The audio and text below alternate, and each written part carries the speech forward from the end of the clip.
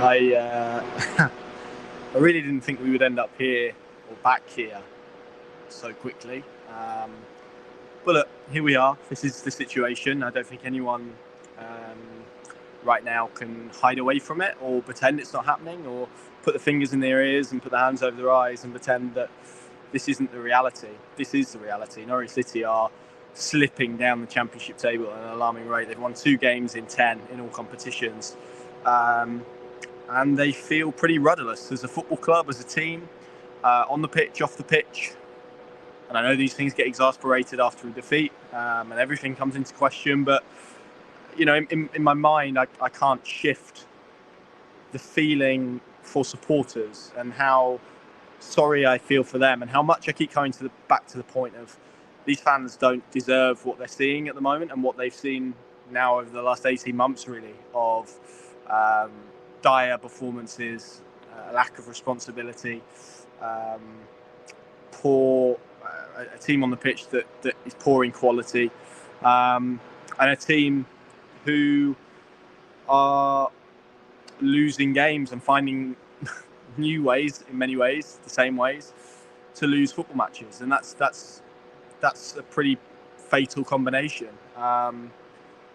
And it feels like, you know, everyone's talking about resets and whatnot. Right now, this football club is sleepwalking into something really dangerous, really, really dangerous. If someone somewhere doesn't wake up and take responsibility and own up to what is happening at the moment, because they're going to lose the fans. They're going to lose the people who are the lifeblood of this football club, who, you know, those fans who went to Plymouth and watched their team get beat 6-2, those fans who, towards the end of last season, irrespective of results, turned up to away games, turned up to games at Carrow Road, who have been criticised pretty relentlessly over the last 2 years. Tonight is not the night for any of that. Tonight's the night for internal reflection, and someone needs to get a grip, to be brutally honest, because if not, this slide will continue. The trends suggest that. This is not a shock to anybody. Norwich City have conceded the most goals in the Championship. They're losing at an alarming rate. The run of form is dismal, absolutely dismal. And it is a football club at the moment, as I've said, that feels a little bit in limbo. It doesn't really know what it is. It's lurched. You look at what the manager Daniel Farke was. You look at the manager they replaced him with, Dean Smith. You look at the manager they replaced David Wagner with. It feels erratic. It feels scattergun. It feels out of ideas. It feels tired. And at the moment, with a sporting director leaving, with a change in shareholder elements, it feels like a club in flux and a club in transition. My fear is what they're transitioning to at this moment in time. You've got somebody coming in who doesn't start until next month. When he does start, the guy who he's replacing is going to hang around for a bit, even though he's presided in the last 2 years of what's been really difficult. Even when he's got an assistant there, Neil Adams, who I'm sure is more than capable of helping Ben Napper into the role. And so you've got a situation where someone in that vacuum somewhere needs to step up, make a decision, and sort this out, quite frankly, because if they don't, Norwich City are going to be bang in trouble. And that feels like a really alarming, hyperbolic statement to make, but it's true. They are really, really poor at the moment, and they can't score. They've got no cutting edge at one end, and they're constantly making errors at the other. They concede really good chances so consistently. Middlesbrough have come here tonight and played in second gear for the vast majority of it, bar I think the opening 15 minutes, so I thought Norwich started quite well, and a spell in the second half after they conceded. Nunez hit the bar. That was the highlight, really. There was a Gibson header that went just wide. This was dire. In possession, out of possession. It looked a team short of confidence, short of ideas. Looked a head coach short of confidence, short of ideas. So it looks a football club short of confidence and short of ideas. And you know, I kind of feel like I'm where I was 12 months ago when I was speaking to you at Luton on Boxing Day. And, you know, ultimately, because of the way football works, it will be the head coach, I think, that takes the brunt of this, as he should, because I said this on the podcast over the weekend. You can have a nuanced debate of this. You can say on one hand, he's had a really tough time with injuries. He has, of course. You can say there's instability, as we've spoken about in the opening 3 or 4 minutes here at the football club, and he's had to almost deal with that. You can say the squad's not even got the quality, if you want to say that. But I think what we can all agree on is that irrespective of all of those factors, of all of the mitigation, David Wagner, at this moment in time, should be getting a lot more out of this group of Norwich City players. And what we are seeing is somebody who is hitting their head against the wall pretty repeatedly, hoping for different results. And that's really difficult at the moment. We saw sections of the fans turn here tonight. I wouldn't say the majority of them, to be honest. The majority of them went on the second goal, which was greeted with real boos. But Wagner headed straight down the tunnel towards the end of the game. He understands the frustrations. He's human. And I just think all of this is pretty symptomatic of a club in feels decline at the moment, but certainly in flux. And something has to give and something has to change. And at the moment, the one thing that hasn't changed is the head coach. And that is kind of where it feels, I always I want to present arguments to support David Wagner at the moment. I'm struggling, and I think most people are, because the performances haven't been good enough. Football's a brutal business. It's never personal. But this can't go on. And it will go on. Trust me, it will go on. I've looked at the numbers. I've looked at the stats. This will go on. They've got as I said, most goals conceded. They're in the bottom 3 for expected goals against, which means they are giving up quality chances on a consistent basis, as we saw here tonight. They're not difficult to play against. Middlesbrough scored 2 really terrible goals from a Norwich perspective. They're good from Middlesbrough perspective. I said that on Saturday about Leeds, and they shot me. I thought Middlesbrough were comfortable tonight throughout all of it, really, even during the periods where they found themselves under pressure in terms of territory. They managed to withstand that pretty well, and were able to move the ball up the pitch pretty well. And it didn't really feel like Norwich had a response, to be honest. As I said, first 15 minutes, I felt Norwich did look a bit more compact. They did look a little bit better in terms of transitions, and then it took 5 minutes or 5-10 minutes after that 15-minute spell, and Middlesbrough worked it out. They flipped the game on its head, and they were kind of using the wide areas that Norwich gave them and using it to really good effect. So they stretched their shape really wide. They were moving Norwich about, and they were picking holes. And from there, it became a really simple evening for them. And that is the difficult thing, because Norwich City recruited to insulate their squad with experience, with mentality. They brought in players of a certain age profile, and yet we are still seeing the same results. And it's the same sporting director, it's the same head coach.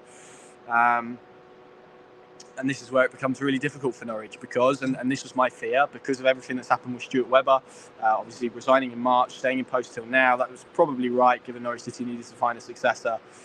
But what I can't fathom is the fact that we're going to have this bizarre month period, which I don't think is beneficial. I understand why they're doing it, and I can see the pros for it. But right now, I think you want Ben Napper to come in with an open mind, being able to make good decisions, and dare I say, even being able to hire a head coach who he believes is next to take on what is going to be an absolutely seismic Norwich City project, because they're going to have to change the squad. They're going to have to try and bed in a really good style of play. And in many ways, football always comes full circle, doesn't it? And it feels like we're kind of back in 2017 again in many aspects. But to be honest, Norwich can't wait till November now. They cannot wait till the end of November. Decisions need to be made now, either for or against, either with David Wagner or against, either getting rid of David Wagner or keeping him. There needs to be a clear message about what is going on now, because what cannot happen is this cannot be allowed to drift, and this cannot be allowed to sleepwalk and fall like it has done. These performances on the pitch cannot continue. This is not acceptable for Norwich City Football Club at this level, a club that has aspirations of reaching the playoffs. Whether I think they can, I don't, but whether I think they can, whether you guys think they can, that is the sort of statement they were making by signing Ashley Barnes, Shane Duffy, Jack Stacey, players who are experienced. And I said this on a podcast at the time. I got a little bit of criticism for it. That's fine. I'm not here to say that I was right, because I think individually we can look at those signings and say they've made a good impact. But there's no data, there's no evidence that cramming your team with lots of players who have played lots of games in the Championship is a good thing, is a good move, is a successful move, because ultimately those players were free transfers for a reason, and ultimately those players have played a lot of games in the Championship for a reason, because this could well be their level. And I think when you're turning to players both on the bench and in the starting lineup who have been away from this football club on loan because at various points they were deemed not to be good enough. Those same players now have frontline jobs and responsibilities and roles. I think that's a clear sign of regression and a clear sign of a football club that, is almost like a confused teenager, doesn't really know what it is or who it is or what it wants to be at this moment in time. And the perception is, and I'm not saying this is the right perception, but the perception is that there's a rudderlessness to what Norwich City are doing at the moment. From those in the director's box, dare I say, to those in the dugout, to those on the pitch, it all feels like it's sleepwalking into something really horrendous. And someone needs to, at some point, put their hand up and say, you know what, I'm going to deal with this. As it was at the end of last season. And to be honest, it still doesn't really feel like we've dealt with that or processed that or even looked in the mirror and the reasons as to why that was. It feels like a lot of it was put onto a playing group, and maybe it wasn't just a playing group. Maybe the playing group that has come in at the moment isn't even as good as that playing group last season. It's a massive concern. And again, I keep coming back to the point that I started this with, the supporters. That's who I feel for at this moment in time, because there's nothing here really. John Rowe, maybe, Gabriel Sarah, fine, but they're not going to be Norwich City players for very long. We know how it works. There's not a lot here to get you excited. There's not a lot here to make you, willingly want to leave your house on cold midweek nights and come and support your football club and come to Carrow Road because, it's not good at the moment, but they're trying to get here and they're trying to do this and they're trying to look at that young player, look at this academy player. There's none of that at the moment, to be completely honest. And you've got players who probably aren't good enough to be really brutally honest, trying to live against high expectations. And a head coach who's probably not good enough to coach them. And look, there are positive signs. Borja Sainz came on and I felt did well. John Rowe took his goal well at the end. But this is a difficult night. It's a poor performance. And it's a club that is in desperate need of some inspiration, some ideas, some leadership, some guidance, some control, some decision-making, some, some prominence, someone who wants to kind of grab it by the scruff of the neck and drag it forward. And I feel like a lot of these themes are ones that we were saying towards the end of last season. And, people keep mentioning the start, forget it, it's gone, it's done, it doesn't matter. That's the standout period almost. That's the anomaly, I guess, of this reign. It's 6 wins in 24 now for this head coach. It's not good enough. It's whatever the context, spanning seasons, whatever. That's not good enough at this football club. It should not be deemed good enough. If losing 7-0 at Chelsea was deemed not good enough previously, then where Norwich City are right now should not be accepted or tolerated by anyone. Not least the fans, who are paying the highest, or one of the highest, I don't know if it is the highest still, but certainly one of the highest season ticket prices in the Championship this season. There is always going to be a degree of expectation that comes with that. And so someone needs to sort it out, and someone needs to start making changes and start making changes quickly. Because the fear is that the lack of confidence that those players have, the lack of connection, the lack of feeling, the lack of want that these fans have, that bleeds into a real rot that this football club cannot get out of, and a real malaise that damages this club in the long term. And that's my fear at the moment, because it kind of feels like it's on a crash collision course that no one's really doing much to prevent. And yeah, it's difficult at the moment. It's difficult to look to the future. It's difficult to be excited about Ben Napper and what he might bring to the football club, because ultimately where they are right now cannot just say, we cannot push it into the distance and say, oh well, it's November. Someone needs to have it. Someone needs to have it. This team cannot be allowed to just drift and rot away and in hope that at some point someone might drag someone and go, have you seen this? We should do something about this. That's my fear at the moment. In terms of the game, look, Middlesbrough on a really good run. I think you could see that as a real confidence from themselves in front. Johnny Howson's the next player, and we're still walking to Norwich City team, by the way.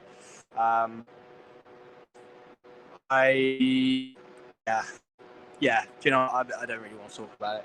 I didn't feel Norwich were good enough, had enough quality, or, to be honest, capable enough of breaking Middlesbrough down and steady DAing beyond.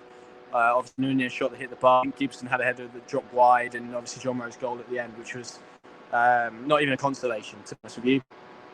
it was a really comfortable night for Michael Carrick's side, who is celebrating the year in charge of Middlesbrough and has really dragged that football club forward. You look at it, Norwich City since relegation from the Premier League, the graph's done that, and that's a real concern. And it shouldn't be accepted. And I'm sure it won't. Norwich go to Sunderland on Saturday. Feels difficult at this moment in time how this football club, with a group of players who are on the floor, can get picked up and are capable of winning that game, particularly given all of the their away record and the form at the moment. So, yeah, really tough night, really tough period, really tough moment to support this football club. But the fans do, and you know what? For all, as I said, for all of the criticism that they've had, for all of the for all of the criticisms that they've had, even in the tough period tonight where their team was playing really poorly, they were 1-0 down, they were still there, they were still supported, they still believed. They deserve a lot more respect, and they don't deserve what they're seeing at the moment, and I feel sad. I feel sad about it. Yeah. Sorry, that was really bleak, but it is what it is. Thank you very much for watching. If you made it through this video, fair play to you. I feel like it's the ramblings of a madman at this point. How I've still got hair, I do not know. But we will go on, and we will go on to Sunderland on Saturday, and we will hope that something clicks and changes and whatnot. Yes, difficult night. Thank you very much for watching. See you later.